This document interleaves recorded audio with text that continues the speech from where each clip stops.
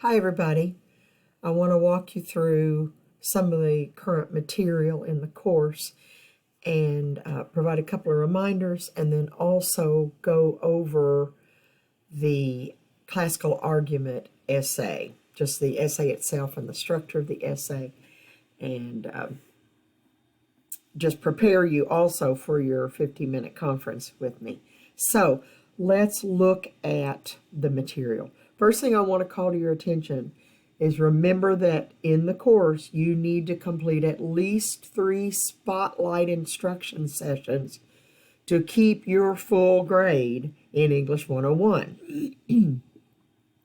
If you don't do all 3, then your final grade, final average, will be multiplied by 94%, 96%, 98%, depending upon how many of those sessions you miss.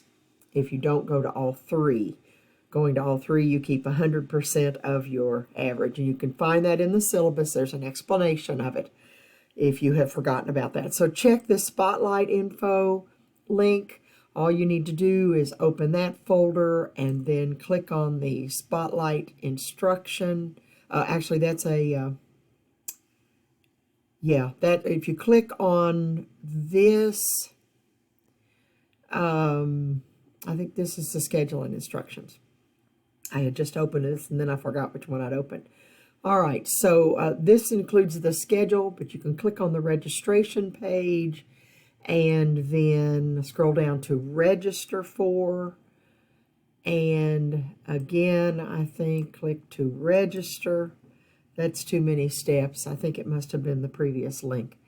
And then scroll down to find either the ENC IRWRDG series, if there is anything offered in that, and the English 101 102 series. So let me check this one out. Seems like they, all right, so writing a summary, an MLA, integrating ideas, interpreting figurative language, evaluating argument, revising and editing. Let me see if there's anything with that revising. There is. Okay, so the 19th and 20th of April, there will be sessions on evaluating argument. And so those would both be really helpful for you. In the English 101 series, they are basically just rotating through these 4 topics. And so evaluating sources, finding sources, revising to add support, which would be really helpful to you at this point, and then plagiarism and how to avoid it. All of those actually would be valuable. So you can click on any of these and you see the dates in bold are the dates that they will be offering these. And so if that's not the one you're interested in, you want to look at one on evaluating, then there you go. There are 4 sessions that week on that one, 4 sessions that week.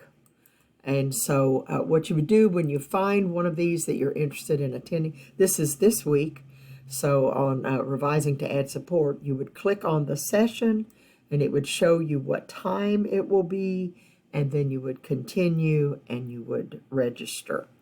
And so I encourage you to do that, to make sure that you get those sessions in and don't miss out on those.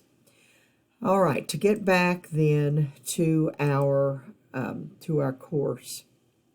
And again, I think the Spotlight instruction information takes you directly to, no, it doesn't either. There's the link that takes you to the page, and there's a video set of instructions. All right. So in this week's folder, last week's folder, we introduced the classical argument. And I did a video, 10-minute video, that covered the entire unit and should have pointed out to you the various assignments. So did point out the various assignments. If you didn't watch it, then you need to do that, because it will give you that overview. So in last week's material, there was the, again, just the introduction, the overview of the classical argument, telling what it is, and then explaining the assignment. And so with this, you are writing a classical argument, which is different from just an argument where you state your perspective, where you present the idea that you're supporting, the side of an issue that you're supporting, and provide your points that support it. It's more than that. It's not just that half of the argument. With a classical argument, you also provide the rebuttal. You explain what the other perspectives are, and you respond to them. And so those are all pieces of the classical argument. With the essay assignment itself, there's an explanation of what you need to do, and I'm asking you to use at least 5 sources, at least 3 of which are from the BCTC library. So make sure that you're choosing an issue, a topic that you can find sources on in our library, because you want to make sure you're using high quality, reliable sources. And if you aren't sure about a topic, I encourage you to go to the library, the online library, and click on Opposing Viewpoints. And then in the upper right-hand corner of that window, click on the light bulb, and that will take you to that huge list of topics that you can choose from. And just that they're on that list lets you know that there are plenty of options, plenty of sources for you. So along with that, I asked you to schedule a 15-minute online appointment with me, and I want to show you now what I plan to talk about in that 15 minutes. So that was in last week's folder. So in this week's folder, I provide that sheet that you will use to help you prepare for our meeting. I talk about the rhetorical triangle that you, let me get into the student preview so I can move through a little more quickly. With the rhetorical triangle, there's the explanation of what you are looking for, what you're trying to present, how to balance different aspects of your rhetoric, really. And so with this, I should have had this open already. Sorry. So with this, the audience, of course, is of utmost importance. Who is your audience? How do they feel about this? What is their perspective on the issue? How can you make them interested? How can you catch their attention? How can you make them care? And just that you're writing a classical argument is part of the answer there, because in the typical argument where we don't acknowledge other perspectives and we don't value, respect, give any grounds to other arguments, we immediately shut down a reader who is opposed to our perspective. If we don't ever acknowledge their perspective, then they're not even going to read. And you're probably aware of that. You may start reading an article or reading a blog or listening to a podcast or, somebody's post, and it starts off saying something that you disagree with. You're likely to just set it aside and not continue. I know I do that much of the time. But if they state their perspective and then explain that not everyone agrees with them, or that there's a variety of ways to look at a particular issue, then that lets me know that I'm being included. So think about that as you think about your reader, and how can you appeal to your reader, to what matters to them, to their values, their interests. And then who are you as a writer? How do you present yourself as honest, as trustworthy, as considerate, thinking about the reader's perspective? Part of this even is finding good sources, using good sources, sources that are reliable, that are dependable, that are truthful. And then the message. How can I make my ideas work? How can I make them logical? How can I help the reader understand what I'm saying? What is the best evidence, the best proof that I can find to support my point? So that's just that rhetorical triangle. There's also a list of these informal fallacies that are included in one of the chapters that you're reading.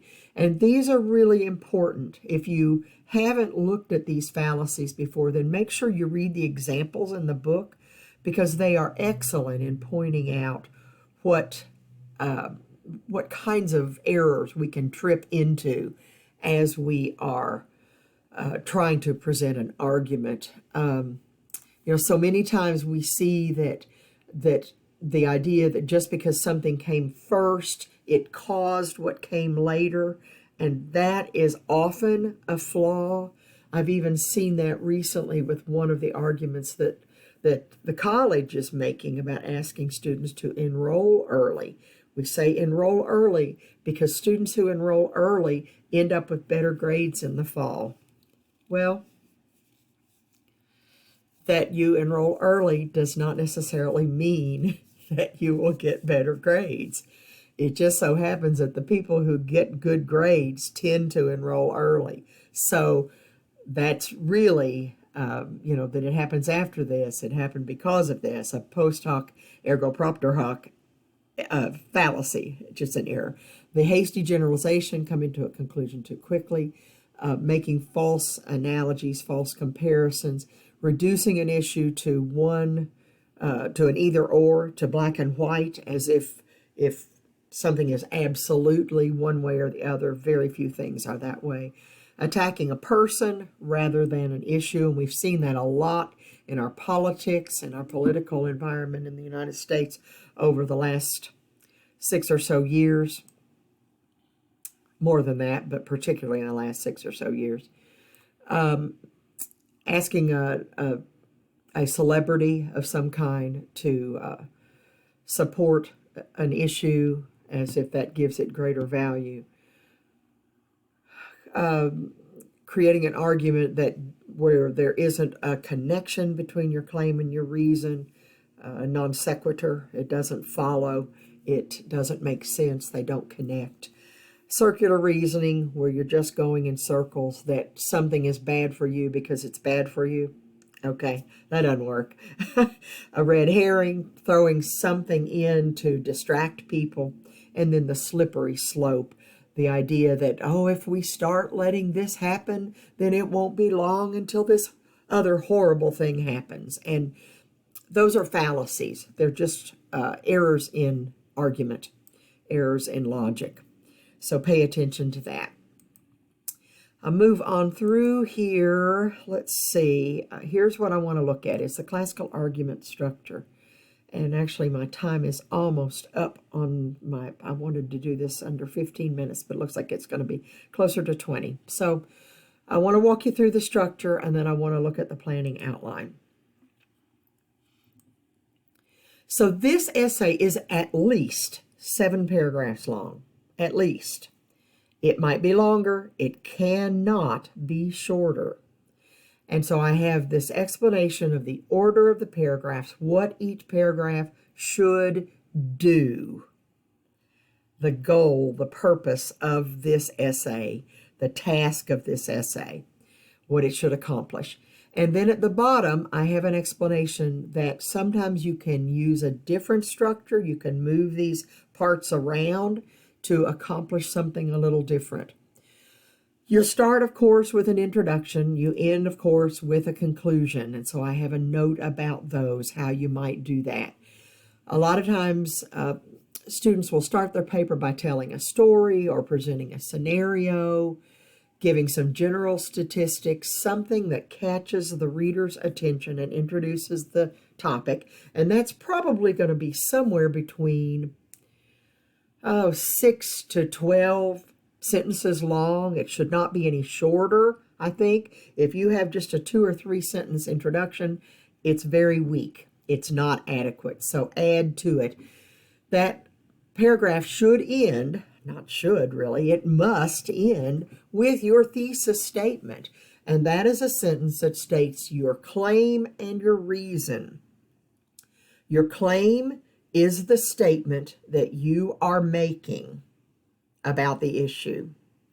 And it usually is a statement that says something is or something is not, something should be, something should not be. And then your reason, which is because something else. So, a silly example. Cigarettes should be banned because they are harmful. Homeschooling is good for many children because it allows the instruction to be adapted to their needs. Plastic straws should be banned because they are a major contributor to plastic in the ocean. That's pretty narrow, but so that's your claim. Something is something a certain way, or it is not. It should be, it should not be. And then a because. And that's a single sentence, and that's the last sentence in your paragraph. Do not go on, resist the urge to go on and explain it. That's what your paragraphs that follow are for. So the next paragraphs, 2, 3, and 4, and it could be more, but it shouldn't be fewer. At least 3 points that support your claim and reason. You should begin each paragraph with a statement of that point. Maybe something even as simple as one reason, blah, blah, blah, or my example of cigarettes should be banned because they're harmful. Then my paragraph 2, one way that cigarettes is harmful is that they damage the health of the smoker. And then I would go on and talk about that. In my next paragraph, paragraph 3, I would say cigarettes are also harmful to non-smokers. And then I would talk about that. In my next paragraph, I would say cigarettes are also a major contributor to environmental damage. And would talk about how they are litter, because so many people just drop their cigarette butts on the ground and don't think of them as litter. You'll see people, if they have an ashtray in their car, sometimes they'll take it and dump it in a parking lot next to their car. My gosh, what litter that is. And so danger to the environment or harm to the environment. So make sure that paragraphs 2, 3, and 4 each start with the statement of a point, and then they discuss that point. They will likely each include at least one piece of information, one particular, from your sources. So you'll cite at least one source in each of those 3 body paragraphs, paragraphs 2, 3, and 4. Likely.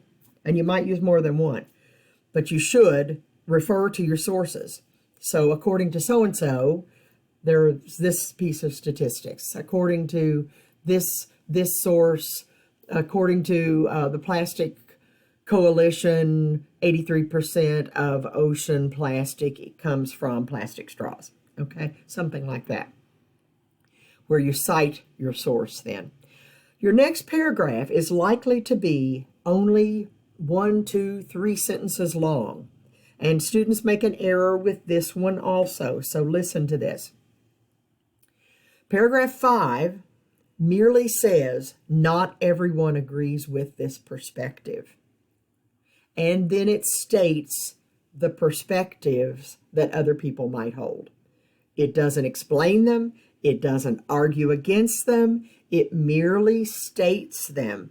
This is a paragraph that allows you to move from your argument, the points that support your argument, to points that rebut, that argue against these other perspectives. So paragraph 5 often begins with a sentence something like, not everyone agrees with this perspective. Some people think this, others think that. And that's paragraph 5. That's it. Then you move into your response to those, your answer to those other arguments, those opposing viewpoints. You try to point out what's wrong with them, what's weak in them, what's maybe a fallacy, an error in logic, what is maybe out of date, that used to be the case, but it's not the case anymore.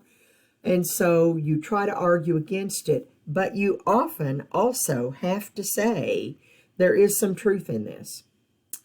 You know, that this part of the opposing argument is correct. However, and then you try to show what is right about your perspective. And then you have your conclusion paragraph.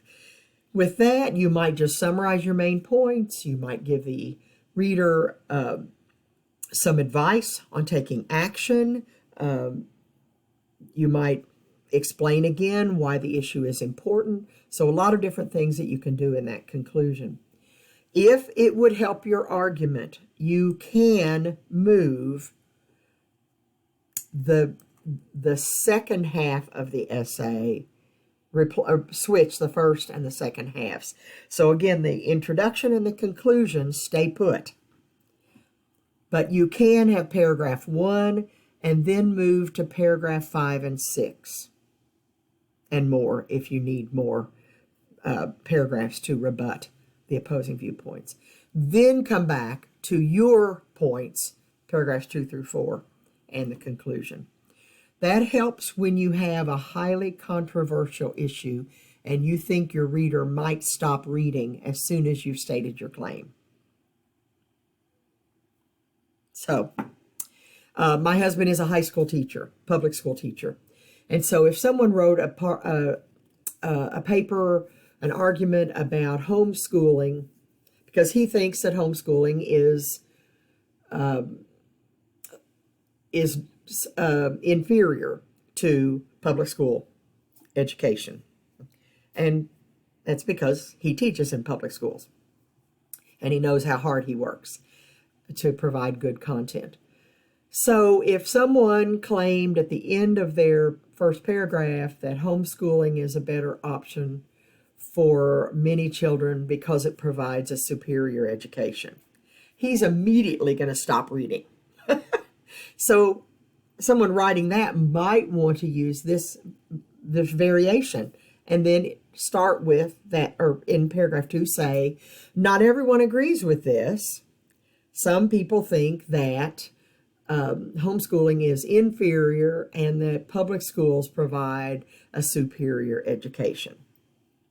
And then move into the answer against those, and then move into your major points, at least 3 major points. So that's how you would use that. So that's something to consider and think about. So what I've provided for you, and this is what we will talk about in our 15-minute conference. This is an outline that you can use, kind of a structure handout that you can use, and I encourage you to download it, print it, save it, whatever you need to do, and then type on it, what is your claim? What is it that you want to state is or is not, should be, should not be? And then what's your major reason? Can you summarize a reason, condense a reason into some broad category, like I did with cigarettes should be banned because they're harmful? Now, I could have said because they're harmful to the smoker, the secondhand smoker, and the environment. I can do either one of those. So I can just state a broad statement, they're harmful, or I can go ahead and give the specifics. But then those specifics are what I'm going to address in my next 3 paragraphs. Those are my 3 points. That cigarette smoking is harmful. Cigarettes are harmful to a smoker, to a non-smoker, secondhand smoker, and to the environment. And then what are the major opposing viewpoints? How could someone disagree with that? Well, they could say that it's an individual's right to decide for himself or herself whether to smoke. And so that's the major opposing viewpoint. And then the next question, how can you respond to these? So what would I need to say in response to that? And in thinking through this, I may find that there are gaps in what I already know. And that's where I need to do some major research. I know that I'm going to have to look up some data. I need some statistics. I need to be able to provide some hard evidence, some things from the National Cancer Society or the, that's American Cancer Society, isn't it? Or the, the American Heart Association or some of those. I want to look into some environmental research and see how damaging cigarettes are either to the air quality or to our ground soil pollution, water pollution, and all of that. So that is an outline that can help you see what you already know, what you need to know, and so it can help direct your research. We are using APA style documentation in this paper.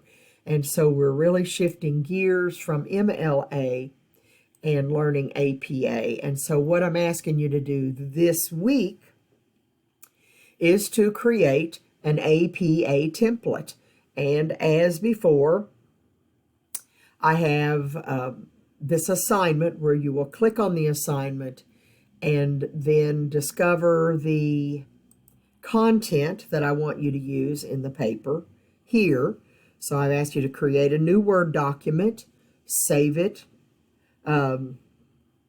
as, what do I say to, I don't think I've given it a title. I ask you to use the APA essay template as the title of the essay.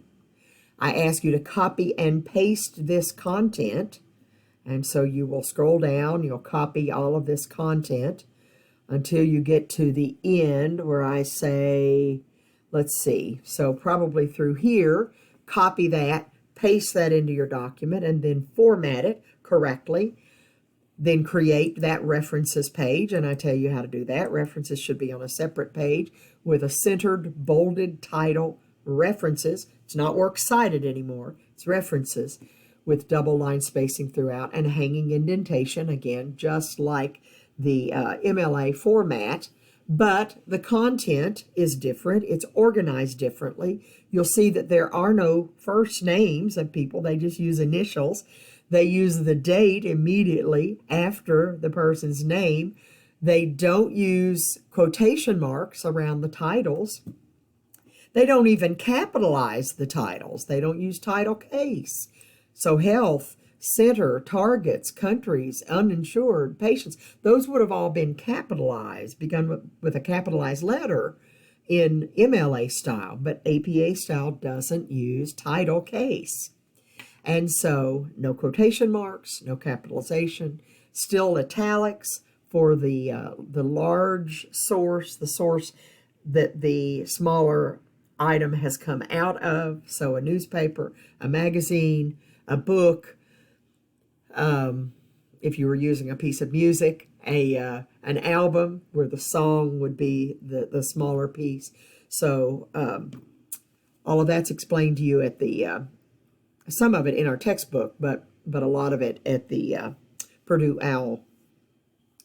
And again, remember to get rid of any hyperlinks. So this is a URL, but you have to get rid of, you have to right click on it. If it's underlined and in blue, you have to right click on it and remove that hyperlink to have it done correctly. And then you will submit that for a grade in your English 100 grade. And so that, and I provided a sample for you to look at. So there you go with the APA information and a general overview of the classical argument essay. So I look forward to our 15-minute conferences. I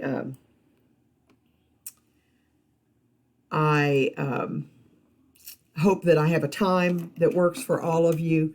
Remember that after a certain date, and I think I have them running through maybe the 10th, just through the 10th, Sunday the 10th. So make sure that you get your appointment made by that date so that I can meet with you and give you some feedback, because after that date, I won't have time for that, and you won't get credit for your appointment with me. So let me know if you have questions. Make sure that you reach out to either me or to Anastasia to let us know how we can help you. Best wishes. Good luck.